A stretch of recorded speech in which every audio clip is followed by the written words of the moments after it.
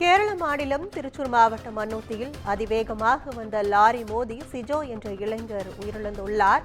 சாலையை கடக்க நின்ற பூனையை காப்பாற்ற முயன்ற இளைஞர் மீது லாரி மோதி இந்த விபத்து நிகழ்ந்துள்ளது. இதன் சிசிடிவி காட்சிகள் தற்போது வெளியிடப்பட்டுள்ளதை அண்மை செய்தியாக பார்த்து வருகிறோம். கூடுதல் விவரங்களை செய்தியாளர் பிரேமலதா வழங்க கேட்கலாம். வணக்கம் பிரேமலதா, இந்த விபத்து குறித்த விரிவான விவரங்கள். வணக்கம் கற்பகம். கேரள மாநிலம் திருச்சூர் மாவட்டத்துல மன்னூத்தி பகுதியில் பார்த்தீங்கன்னா நேற்றிரவு பார்த்தீங்கன்னா சாலையை கடக்க முடியாமல் ஒரு பூனை தவித்து வந்தது.